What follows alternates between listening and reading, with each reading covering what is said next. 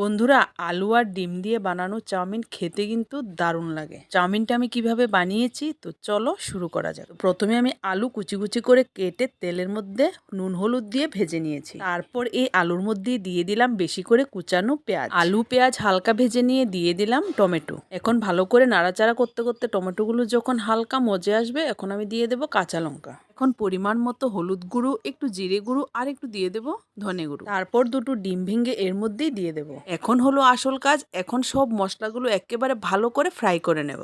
তারপর তুলে দেবো সিদ্ধ করে রাখা চাউমিনগুলো। এখন মশলার সাথে চাউমিনগুলোকে একেবারে ভালো করে নাড়াচাড়া নাড়াচাড়া করে নেব। বন্ধুরা, এই চাউমিনটা আমি কিন্তু কোনো ম্যাগি মশলা বা চাউমিনের মশলা ইউজ করিনি, একেবারে বিনা মশলায় কিন্তু তৈরি করেছি। এখন উপর থেকে সয়া সস ছড়িয়ে দিয়ে গরম গরম একটা প্লেটের মধ্যে সার্ভ করে নিলে রেডি আমার আলু ডিমের চাউমিন। মশলা ছাড়াও এই চাউমিনটা খেতে কিন্তু দুর্দান্ত হয়েছিল। আপনারাও একবার এইভাবে অবশ্যই বাড়িতে ট্রাই করে